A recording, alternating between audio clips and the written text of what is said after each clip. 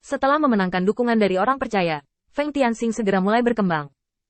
Dengan dukungan Athena dan Ares, Dewa Perang, dan fakta bahwa Yang Mulia lemah juga diekspos ke Qin Yichen, ekspansinya tidak bermoral. Semula mengira setelah Mahkamah Agung, masih ada Mahkamah Agung yang perlu ditaklukkan. Lebih baik sekarang, karena tindakan Kaisar Iblis, Yang Mulia telah kalah atau terluka, dan keempat Kaisar sudah menjadi kartu terakhir. Sekarang, Kaisar Yan adalah bawahan Athena, Kaisar Sui dan Feng Tianxing berhubungan baik, dan Kaisar Ming dan Kaisar Ye telah jatuh. Feng Tianxing bisa mendapatkan dukungan mutlak dari Yang Mulia. Secara alami, tidak perlu mempertimbangkan hal-hal sepele lainnya. Satu-satunya hal yang perlu diperhatikan adalah apakah dewa-dewa ini mendukungnya, dan hanya itu. Butuh waktu 3 tahun untuk memperluas kekuatan, menetapkan aturan dan lingkup pengaruh milik kuil penguasa cahaya, dan mengumpulkan orang-orang percaya. Selama 3 tahun terakhir, Feng Tianxing hanya akan keluar untuk mengurus beberapa hal sepele setiap 10 hari, dan menyerahkan sisanya kepada Penatua Sai dan yang lainnya. Hari ini jelas merupakan pagi yang tampaknya biasa. Feng Tianxing membawa Sai Lao dan yang lainnya ke pintu masuk Mahkamah Agung dan langsung datang ke Aula Ketiadaan. Begitu dia melangkah ke dalamnya, semangat Bai Lao langsung menjadi tegang. Bangun satu persatu.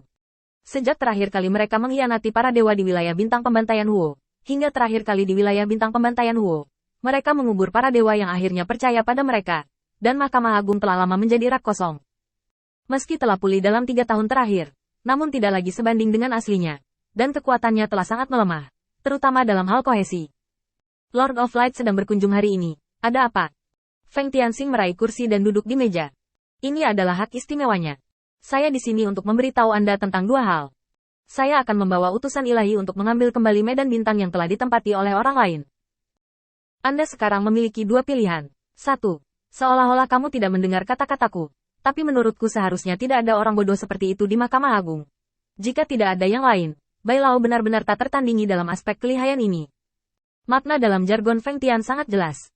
Jika Anda setuju sekarang, saya akan tetap eksis sebagai Mahkamah Agung. Jika Anda tidak setuju, itu akan menjadi jalan buntu sampai Anda semua mati, atau Anda mendukung saya. Apakah Bai Lao masih punya pilihan? Lihatlah utusan ilahi yang bertugas di Hall of Nothingness. 9 dari 10. Mereka semua adalah orang yang percaya di Temple of Light Lord, dan yang lainnya setingkat dengan Lord of the Hall. Kekuasaan dikosongkan, naik ke Mahkamah Agung, turun ke pengadilan-pengadilan. Dalam 3 tahun terakhir, kuil penguasa cahaya melarang status Mahkamah Agung dengan sangat cepat. Sekarang, ketika Feng Tianxing datang, itu hanyalah sebuah bentuk. Pilihan kedua ini, saya keluar sekarang. Apakah Anda harus mengungkapkan sesuatu di Mahkamah Agung? Kalau tidak, jika wilayah dunia abadi ini dihancurkan, saya tidak akan bisa mendapatkan keuntungan apapun saat itu. Pria tua itu mengangguk dengan hati-hati. Masih ada 30.000 baju perang, 100.000 tentara Dao, dan hampir 400.000 yuntu. Saya tidak tahu. Feng Tianxing mengangkat tangannya dan berkata, khususnya, bicaralah dengan Tuan Sai. Aku tidak tega mendengarkan ini sekarang. Selain masalah ini, aku juga perlu meminjam menara waktumu, tentu saja semuanya. Seketika, wajah lelaki tua itu seperti hati babi. Jika permintaan Feng Tianxing barusan adalah membiarkan lelaki tua itu berdarah sebagai ganti nyawanya tanpa khawatir, maka permintaan kedua Feng Tianxing sama saja dengan menarik gaji dari dasar pot. Menara waktu adalah cara terbaik untuk membina orang kuat dalam waktu singkat. Selama bisa menahan kesepian dan menebus kurangnya pengalaman bertempur, Time Tower bisa menghasilkan orang-orang kuat secara berkelompok. Menara waktu ini membutuhkan waktu lama untuk mengumpulkan energi sebelum dapat beroperasi. Di masa lalu, Mahkamah Agung memiliki perselisihan internal, dan sebagian besar menara waktu disimpan. Sekarang ada serangan balik yang kuat dari Feng Tianxing. Mereka diam-diam bersatu kembali. Dalam 3 tahun terakhir, mereka telah merekrut utusan dewa dalam jumlah yang cukup. Selama orang-orang ini dilatih, tidak ada peluang untuk kembali lagi di masa mendatang. Tapi sekarang, kesempatan ini telah diambil oleh Feng Tianxing, dan mereka tidak memiliki kesempatan untuk berbalik lagi. Sumber daya telah dijarah, dan sarana untuk meningkatkan kekuatan mereka telah dirampok. Dalam keadaan Tuhan membuat hati manusia tidak di Mahkamah Agung, jika mereka ingin berkembang dan tumbuh sendiri dan memberi mereka waktu ratusan ribu tahun, mereka tidak bisa menjadi lawan dari kuil penguasa cahaya. Feng Tianxing mengulurkan tangan dan mengeluarkan pisau dari cincin penyimpanan, dengan lembut memasukkannya ke meja, meletakkan tangannya di atas meja.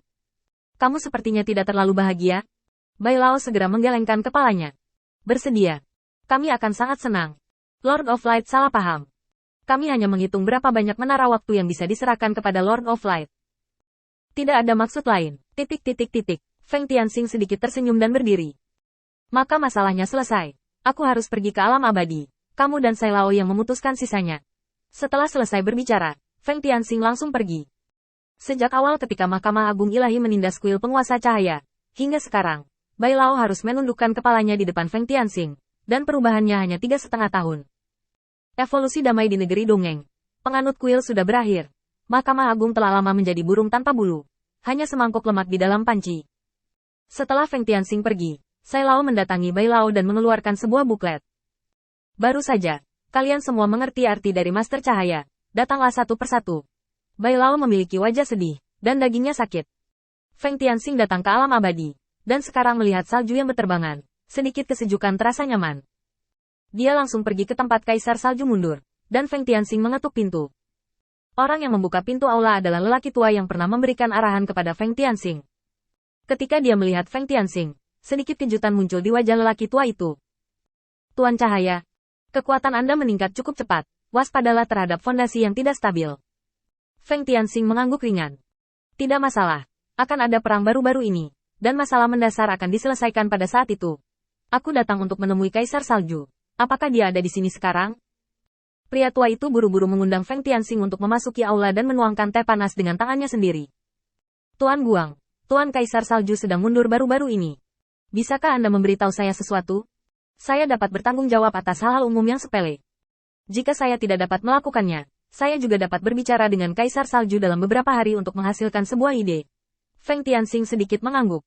Itu benar, meskipun saya memiliki peta alam abadi. Tetapi dengan alam abadi sebagai intinya, tidak ada peta Starfield lain yang digabungkan. Ini tidak terlalu bermanfaat bagi ekspedisi saya. Saya pikir itu seharusnya ada di sini. Lelaki tua itu bangkit dan mengobrak-abrik tumpukan buku sebelum mengeluarkan peta berdebu dan menyerahkannya dengan kedua tangan. Tuan Cahaya, lihat apakah ini yang kamu inginkan? Kesadaran Feng Tianxing tersapu sedikit, lalu mengangguk. Terima kasih. Setelah berbicara, Feng Tianxing melihat ke kedalaman aula dan menghela nafas. Aku masih ingin mengejar Kaisar Salju. Sepertinya tidak ada kesempatan sekarang.